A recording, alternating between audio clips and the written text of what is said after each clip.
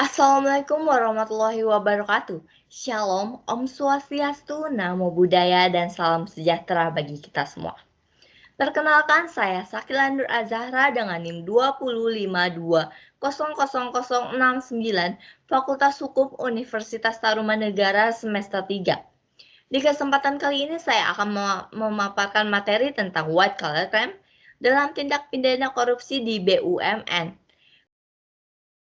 Kemajuan teknologi yang pesat membuat mudahnya akses kejahatan, tidak terkecuali dengan white collar crime. Istilah white collar crime merupakan simbol dari kejahatan. Menurut Larry J. Siegel, dalam bidang kegiatan ekonomi, tiga bentuk pelanggaran hukum pidana dibedakan menjadi dua, yaitu white collar crime dan organized crime. Kedua bentuk pelanggaran hukum tersebut seringkali dianggap sama, dapat memanfaatkan jabatannya tersebut untuk melakukan suatu tindak pidana. Saat ini, white collar crime tidak hanya tertuju pada pemerintah, tetapi pada sektor swasta atau koorporasi yang merupakan badan hukum. Terdapat hubungan yang saling menguntungkan antara sektor pemerintah dan swasta menjadi perkembangan kejahatan baru dalam dunia hukum. White collar crime pada umumnya dilakukan oleh orang-orang yang memiliki jabatan serta ekonomi yang mapan. Kesempatan yang terdapat dalam jabatan tersebut membuka peluangnya maraknya terjadinya kejahatan white collar crime. Di antaranya adalah kasus white collar crime antara pemerintah dengan BUMN yang terdiri dari kooperasi. Kejahatan ini merupakan salah satu kejahatan luar biasa yang sangat merugikan negara maupun masyarakat lainnya. Undang-Undang Nomor 20 Tahun 2001 tentang Pemberantasan Tindak Pidana Korupsi telah mengatur mengenai kejahatan yang memiliki jabatan atau kedudukan. Namun, KUHP belum mengatur koperasi yang merupakan salah satu tempat terjadinya white collar crime. Rumusan ini tidak memuaskan, sehingga dalam penerapan hukumnya seringkali terjadi ketidakpastian dalam penjatuhan pidananya. Aspek kriminologis terkait white collar crime dalam tindak pidana korupsi di BUMN berdasarkan Undang-Undang Nomor 19 Tahun 2003 tentang Badan Usaha Milik Negara. BUMN adalah badan usaha yang seluruhnya atau sebagian besar modalnya dimiliki oleh negara melalui penyertaan secara langsung yang berasal dari kekayaan negara yang dipisahkan. Istilah kriminologis merupakan ilmu pengetahuan dalam mempelajari kejahatan. Ditinjau melalui aspek kriminologis, white collar crime dapat dibedakan oleh kejahatan individu dan kejahatan koperasi. Kejahatan individu terdiri pelanggaran yang dilakukan oleh individu yang dihubungkan dengan jabatannya untuk kepentingan dirinya sendiri, sedangkan kejahatan koperasi terdiri dari pelanggaran yang dilakukan oleh koperasi maupun pegawainya untuk kepentingan koperasi. Beberapa teori kriminologis yang berkembang dapat diklarifikasikan menjadi penyebab adanya white collar crime dalam BUMN, yaitu pertama, teori asosiasi diferensial. Sutherland berpendapat bahwa kejahatan dipelajari oleh tingkah laku yang dapat diambil oleh faktor sejarah, sehingga dapat menjelaskan sebab-sebab terjadinya kejahatan. Kasus white collar crime di Indonesia terdiri dari kejahatan individu maupun koperasi seperti yang terjadi dalam BUMN. Selain itu, Gabriel Tade berpendapat bahwa kejahatan yang dilakukan seseorang merupakan hasil peniruan terhadap tindak kejahatan yang telah ada dalam masyarakat. Sejarah korupsi di Indonesia dimulai pada masa penjajahan Belanda. Pejabat dalam Serikat Dagang VOC pada masa kolonial telah melakukan korupsi, kolusi, dan nepotisme yang menyebabkan VOC itu mengalami kebangkrutan dengan utang sebesar 136,7 juta gulden. VOC akhirnya bubar pada tanggal 31 Desember 1799 setelah berdiri kurang lebih selama 197 tahun. Agus Ruharjo, Ketua Umum Pemberantasan Korupsi, mengadakan suatu riset bahwa pelaku korupsi sejak masa kolonial tersebut telah membuat sebuah kebiasaan baru, white collar crime yang dilakukan oleh anggota VOC yang memiliki jabatan membuat korupsi dan kolusi dapat dipelajari secara langsung oleh para anggotanya. Proses penurunan ini ternyata menularkan perbuatan di luar kelompok, terutama pada pejabat-pejabat dalam BUMN. Teori yang kedua adalah teori subbudaya yang disebabkan oleh budaya Indonesia semenjak masa Orde Baru yang dipimpin oleh Presiden Soeharto. Telah terjadi korupsi, kolusi, dan nepotisme selama kurang lebih 32 tahun oleh para pejabat atau petinggi dalamnya. Berdasarkan teori subbudaya, membuat budaya korupsi di BUMN terjadi terus-menerus. Teori kriminologis yang ketiga adalah teori netralisasi.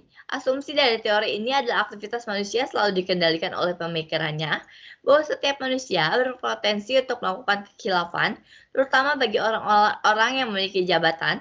Tentunya keserakahan menjadi salah satu sifat alami manusia yang mendorong terjadinya white collar crime. Orientasi utama penyebab kejahatan adalah kebutuhan hidup. Di saat kebutuhan hidup itu terasa cukup, maka seseorang akan berhenti melakukan kejahatan tersebut. Namun berbeda dengan white collar crime yang orientasinya adalah faktor keserakahan. Pejabat BUMN yang melakukan white collar crime tidak akan pernah berhenti karena tidak akan ada rasa puas ketika melakukannya. Pelaku white collar crime berdasarkan tipologi perilakunya merupakan kalangan orang yang memiliki jabatan dalam BUMN yang terdiri dari koperasi yang memiliki kemampuan intelektual yang tinggi. Hal ini menyebabkan dalam proses pengungkapannya menjadi sangat sulit dengan modus operandi yang dilakukan oleh pelaku white collar crime dan kecanggihan pelaku dalam menghilangkan jejak. Modus operandi di tindak pidana korupsi sangat bervariasi, sehingga tindak pidana dengan berbagai bidang seperti dalam administrasi, pemerintahan, perpajakan, perbankan, dan lainnya. Teori kriminologi yang lain yang menjadikan terjadinya white collar crime di BUMN adalah teori kesempatan. Coleman berpendapat bahwa ketika adanya jabatan atau sarana membuat kesempatan dan dianggap menjadi satu-satunya metode untuk masih mencapai kekayaan, atau dengan kata lain, takut jatuh merupakan sebuah motivasi yang kuat bagi pelaku white collar crime tersebut. Keempat aspek kriminologis tersebut membuat white collar crime dalam BUMN sangat sulit diungkap, sehingga membutuhkan penanganan yang khusus, ekstra, dan serius untuk ditangani. Upaya penanggulangan white collar crime dan tindak pidana korupsi di BUMN, Sutherland mengungkapkan konsep white collar crime, yaitu kejahatan yang dilakukan oleh orang yang terhormat yang berhubungan dengan pelaksanaan jabatannya untuk melakukan sebuah kecurangan. John Miller membagi white collar crime menjadi 4 bagian, yaitu kejahatan jabatan, kejahatan koperasi, kejahatan profesional, dan kejahatan individual. Realitanya, white collar crime tidak dilakukan secara sendiri, melainkan secara bersama-sama, seperti yang terjadi di dalam BUMN. Komisi Pemberantasan Korupsi dan Menteri BUMN memberikan rekomendasi terkait penanggulangan white collar crime. Yang pertama, mengadakan pengawasan internal terkait keuangan di BUMN. BUMN yang merupakan badan usaha yang seluruhnya atau sebagian besar modalnya dimiliki oleh negara harus melakukan pengawasan internal keuangan di dalamnya dalam bentuk laporan bulanan yang terpublikasi. Karena selama ini hanya sedikit BUMN yang menerapkan publikasi laporan keuangan bulanannya kepada publik, sehingga pengawasan internal perlu dilakukan selaras dengan bekerja sama terhadap Badan Pemeriksa Keuangan, juga Komisi Pemberantasan Korupsi. Yang kedua, melakukan operasi tangkap tangan secara rutin. Undang-Undang Nomor 30 Tahun 2002 tentang Komisi Pemberantasan Korupsi membuat KPK memiliki peran yang sangat penting dalam pemberantasan korupsi, khususnya white collar crime, karena KPK bersifat independen atau bebas dari pengaruh pihak manapun. KPK memiliki kewenangan untuk melakukan operasi tangkap tangan secara rutin dalam BUMN, guna melihat situasi apakah white collar crime masih sering terjadi di dalam lingkungan pemerintah maupun koperasi. Ketiga, melakukan penyeleksian dalam meningkatkan kualifikasi secara ketat terhadap calon yang akan menduduki sebuah jabatan di BUMN. Sebuah jabatan memegang peran yang sangat penting dan berpengaruh dalam suatu posisi. Penyeleksian secara ketat perlu dilakukan agar setiap orang yang memiliki jabatan berkompeten dalam bidangnya. Hal ini meminimalisir peluang terjadinya white collar crime dalam BUMN. Karena pada dasarnya seorang yang telah memiliki jabatan harus memiliki integritas yang tinggi terlepas dari faktor nepotisme. Yang keempat, menerapkan sanksi pidana terkait white collar crime. Penerapan sanksi pidana terkait white collar crime yang terdapat dalam pasal 3 Undang-Undang Nomor 20 Tahun 2001 tentang pemberantasan tindak pidana korupsi, sehingga terciptanya tujuan pempidanaan bagi pejabat BUMN yang melakukan white collar crime agar memberikan efek jerah. Keempat upaya tersebut diharapkan dapat mengurangi dan menghilangkan praktek adanya white collar crime di dalam BUMN yang terdiri dari berbagai macam koperasi. Koperasi tidak memiliki mens rea, sehingga tidak dapat dijatuhi penanggung-jawaban pidana apabila koperasi tersebut ikut serta melakukan white collar crime. Pasal 55 KUHP hanya membahas Mengenai unsur subjektif terkait keikutsertaan seseorang yang melakukan perbuatan tersebut dengan mengatasnamakan koperasi, para pelaku white collar crime dapat bebas bertindak dan terlindungi dari jerat hukum. KUHP perlu membahas mengenai kejahatan yang dilakukan oleh koperasi sehingga dapat melengkapi dan menguatkan peraturan yang sudah ada dan kemudian dapat diterapkan menjadi suatu upaya resepsif.